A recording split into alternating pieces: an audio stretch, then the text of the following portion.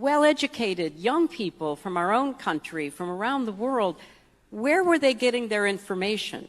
They were getting their information from social media, particularly TikTok. A couple of weeks ago, I did a story on this woman named Sarah Horowitz.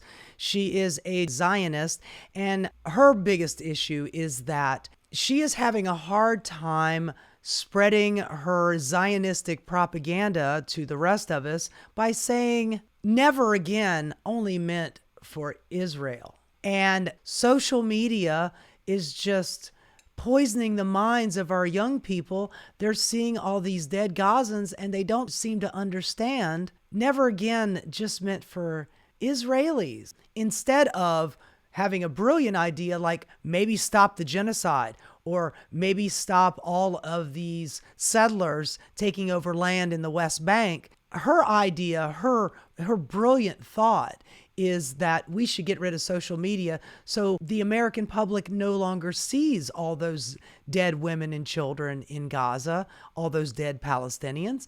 That way we could sell our bullshit Zionistic lie that much easier. But let's start off with this latest clip from her. It's revelatory. We're kind of entering a post-literate society, and if like all day long your brain is just smashed again and again by TikTok with really upsetting carnage in Gaza, then like you're talking and like I'm sorry if this is a graphic thing to say, but like when I'm trying to make arguments in favor, for Israel, I realize I'm talking through a wall of dead children. Yeah, exactly, Sarah. Exactly.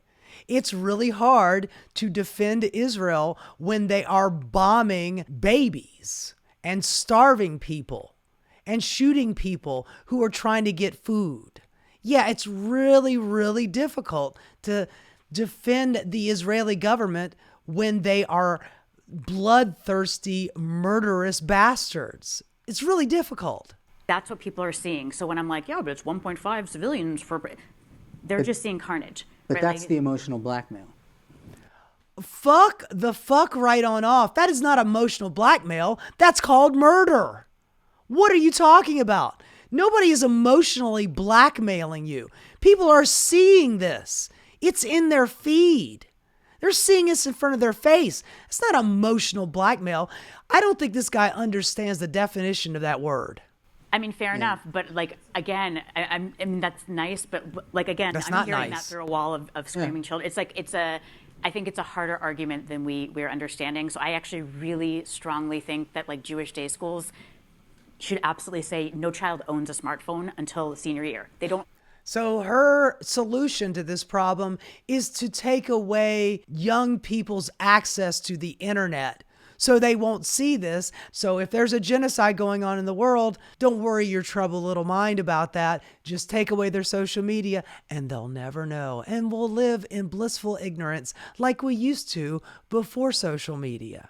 Own one at all. Period. We give it to them senior year and we teach them. Like this whole not during the day, great, nice start. No smartphone at all until senior year. Dumb phone, sure. But smart. Brilliant idea. Just a brilliant idea. We've got more. Here's another one. Barry fucking Weiss, former podcaster of the Free Press, which by the way is not free because they have a membership fee. But now she got paid $150 million by the Ellison boys, David and Larry Ellison, to help spread the Zionistic propaganda all throughout CBS. And now this ditzy bitch here is in charge of a major media conglomerate, making sure that the Zionist principles are pushed forward and all that talk, that dirty talk of dead babies is what Sarah Horowitz called it, a wall of dead children. You don't need to worry about that anymore because that's not going to be on CBS or 60 Minutes anytime in the near future. And by the way, she makes a comparison here that is absolutely infuriating. The moment that we're in. And all of us see that the choices that it feels like we have sometimes, which is Hassan Piker and Tucker Carlson or Nick Fuentes and, Andrew Tate.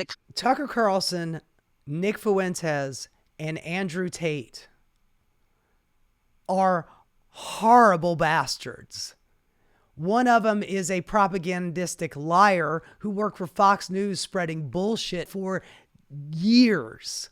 Nick Fuentes is an avowed Nazi and Hitler lover. He was a really quote unquote cool dude, according to Nick Fuentes. And Andrew Tate, a self-avowed pimp, a abuser of women who was being tried for rape and imprisonment of women in Romania, was brought to America by Donald Trump. And all of those people on the right side of the ledger. And she is comparing that to Hassan Piker, who is at best a democratic socialist who just wants Americans to have health care and better education. And I don't know, maybe tax the rich. But she's putting them all in this extremist boat, giving her this gig of being the impresaria of CBS. It's just sheer Zionistic insanity. I would not ask this girl to make me a peanut butter and jelly sandwich. She would fuck it up. Kind of people that are rising in the podcast charts, those don't actually represent our values. And I don't think that they represent the values and the worldview of the vast majority of Americans. I hate to break it to you, honey, but whether you're talking about Tucker Carlson or Hassan Piker, they would more happily listen to either one of those over you any day of the week and twice on Sunday. You have no fucking idea how much less popular mainstream media is in comparison to the podcast world. And by the way, she's sitting here bad-mouthing Hassan Piker. Meanwhile, behind the scenes, she has been reaching out to him to get him on to CBS so they could take away a little bit of his shine. Problem is that they asked him to talk about something that he didn't want to talk about. He said, I would happily go on and have an interview on CBS if I was allowed to talk about Gaza and what's going on with the genocide. But they didn't want to talk about that. She wanted him to have a debate with Ben Shapiro on economics, which, by the way, you don't see this in this video, but Ben Shapiro is literally on stage with her at this very moment. So she is advocating for Hassan Piker to come on to CBS to have a debate about economics with Ben Shapiro. But yet she is bad-mouthing him and putting him in the boat with fucking Nick Fuentes and Andrew fucking Tate.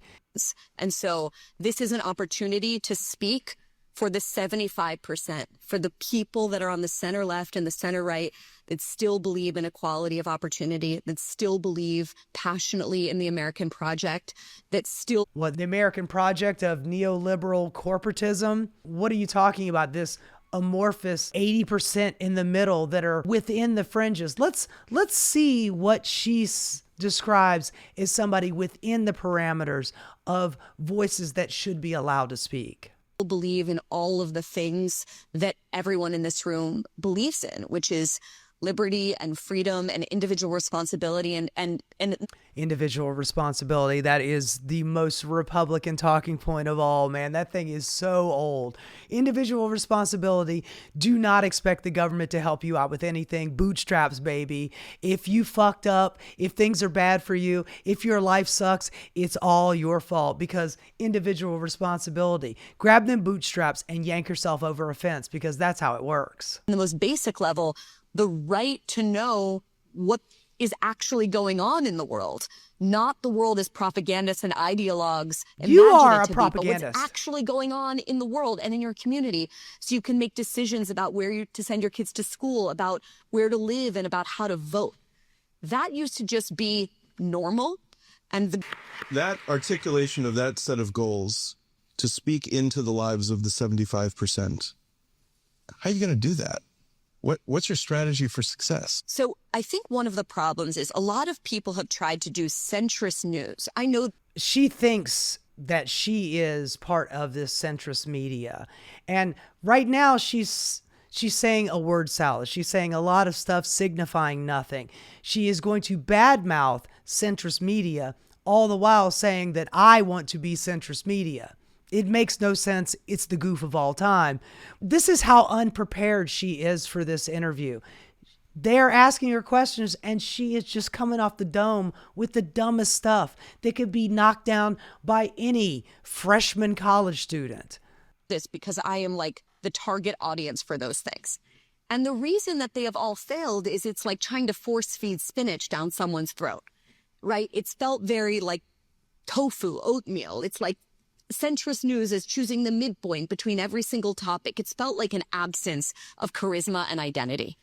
And Sounds like you. I, as nostalgic as people might be for an era in which 30 million Americans every night watched Walter Cronkite and saw him as the voice of truth, and I understand why they're nostalgic for that, we're not going back to that. So how do you build trust in a moment of unbelievably low trust in all of our public institutions, especially the mainstream press? Do you think being hired by the second wealthiest man in the world to take over CBS is going to instill trust from the American people?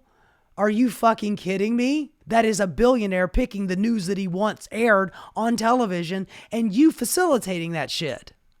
I don't think it's by pretending like we can go back to having a view from nowhere. I think it's about who's in the room, right? I think it's about redrawing the lines of what falls in the 40-yard lines of acceptable debate and acceptable American. So centrism is bad and it was like oatmeal and force feeding spinach down somebody's throat. But we need to pick and choose what fits in between the 40-yard lines of centrism and then shove that down their throat. You're literally saying centrism sucks, but here's some more centrism for your ass. Politics and culture. I don't mean that in like a censorious gatekeeping way. I mean having... Honey, it sounds exactly like you're doing it in a censoring, censorious way. That's exactly what you're doing. We need to decide who fits inside the 40-yard lines of acceptable speech. I don't mean censoring people. I mean picking people that fit in my parameter and all those on the outside don't get a voice. But that's not censorship. It is literally fucking censorship. You psychopath. How anybody ever thought that this woman was smart blows my fucking mind. People that are clearly identifiably on the center left and on the center right in conversation with each other. Who is going to pick that out? Is it you? You're the one that's going to be able to clearly see who fits in this parameter? Because that's what it sounds like. You are the arbiter of what's true and what's false and what's acceptable speech. That sounds exactly like fucking censorship. We've been doing so much of this at the Free Press. I was in, where was I? Chicago. Last week, I think, I've lost all track of time, where Dana Lash, former spokeswoman from the NRA, was debating Alan Dershowitz on guns. Now, these are people that have wildly different opinions on this. So her idea of people that fit inside the parameters of the 40-yard lines are Dana Loesch, former head of the NRA, and Alan, I kept my pants on during the massage, Dershowitz. That is the acceptable speech. Meanwhile, Hassan Piker is too far outside the norm to let him have a voice, even though we're begging him to come on so we can get some ratings points off of him because he's super fucking popular. God damn. This is so absurd.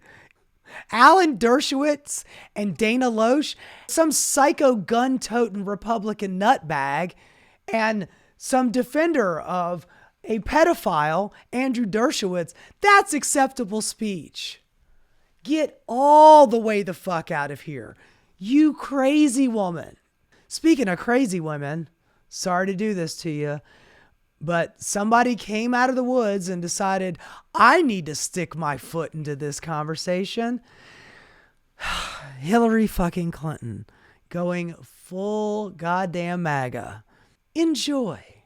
Smart, well-educated young people from our own country, from around the world, where were they getting their information?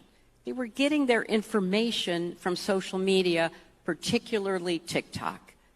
That is where they were learning about. By the way, TikTok is now owned by Rupert Murdoch, the Ellisons, and a bunch of money came in from the Saudi royal family to try to curb some of the stuff coming out of Gaza. But it's not worked as well as they thought it would. And that information is still getting out. Honey, you can only suppress the truth so long. It'll eventually find its way to getting out, no matter how hard you try to shove it and pack it back down. But yeah, it's TikTok. The reason why everything looks so bad is because TikTok is showing the people what's actually happening. They're believing their lying eyes, and it's not fair because I try really hard and it's just not working as well as it used to.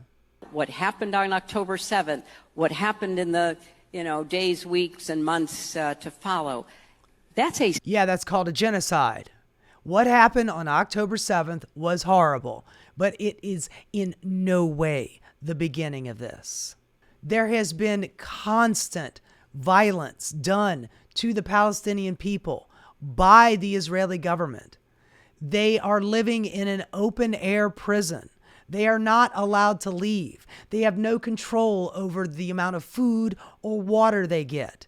Netanyahu talks about mowing the lawn when he comes to killing these people. He talks about putting them on a diet. If you are a people who have no control over your food, your water, or your electricity, you are not free. You are living in a prison. You have absolutely no idea what you're fucking talking about. You hung out with Henry Kissinger way too long with his realpolitik bullshit. You need to stay your ass in the fucking woods. Never darken our steps again. We do not need you.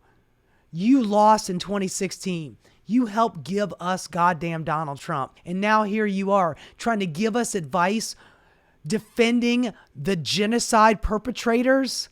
Go fuck yourself, lady. Serious problem. It's a serious problem for democracy, whether it's Israel or the United States, and it's a serious problem for our young people. It's not just the usual suspects. It is a lot of young Jewish Americans who don't know the history and don't. Honey, they know the history. You might actually know the history, but you're lying about the history. You think that this started on October 7th. It did not. A lot of stuff precipitated that horrible day. And ever since that day, every day in Gaza, there have been that many people killed or more than were killed on October 7th.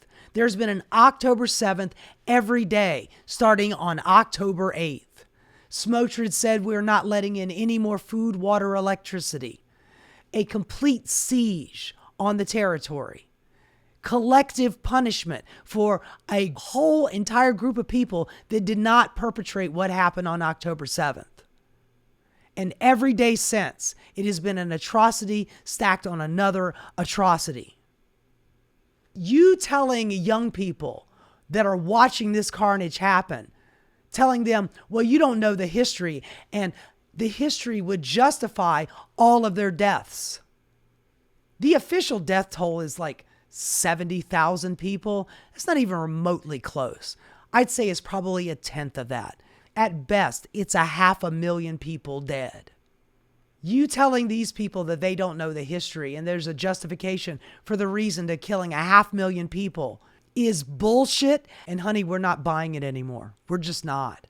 Understand.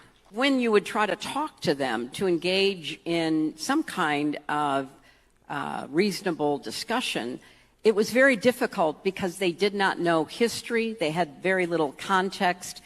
And what they were being told on social media was not just one-sided, it was pure propaganda. God damn. That woman is just walking propaganda. All of them, for that matter. But Hillary Clinton, she's the worst. She really is the worst. Would I have wanted her as president over Donald Trump in 2016? Yeah, but by that much. She is a terrible representation of what being a Democrat is. Bill Clinton was bad. She is worse. Her political policies, acumen, and her political prescriptions are wretched. They are the worst of neoliberalism. But her relationship with Israel and her excuse making for the Netanyahu regime and the Likud party are unconscionable. What Israel has been doing over the last 2 years is a genocide. It is ethnic cleansing, and it is still going on right now. Donald Trump's ceasefire deal is not worth the toilet paper that it was printed on. I guess the Israeli idea is y'all cease and we fire, because they are still bombing. They are still shooting. They are still killing. They are still starving. Just because they have a ceasefire on paper doesn't mean the carnage has ended. It just means that we've stopped talking about it. And Donald Trump has put it behind him. He said at the beginning of the term, he's going to own this. Well, he does fucking own this, but it is also people like Sarah Hurwitz, people like Barry Weiss, and people like Hillary fucking Rodham Clinton, who are helping to still sell this bullshit on the Democratic side of the aisle. When it comes to Israel, the Republicans and the Democrats are fucking simpatico. They all agree with this. Just like Alexander Haig said all those years ago, Israel is the greatest unmovable aircraft carrier in the Middle East. It is not a democracy. It is an ethno-state. Zionism is not Judaism. Zionism is an ethnic distinction. It's got nothing to do with Jewish people. I can criticize a government. I can criticize an ideology. I can criticize an ethnic distinction. We're the whites. They're the browns. We're better. We are superior. That is the political philosophy of Netanyahu, Smotrich, Ben-Gvir, the Likud party. They feel like they are more superior to the group of people that they've imprisoned. Since the 60s, they have been an oppressive force. And we still have people on the nominal left, like Hillary Clinton, still defending this genocidal project. It is absolutely disgusting. And we need to be done with these people. Toot fucking sweet. Hey guys, thanks so much for watching. If you enjoyed what you saw, please like and subscribe. Keep rocking.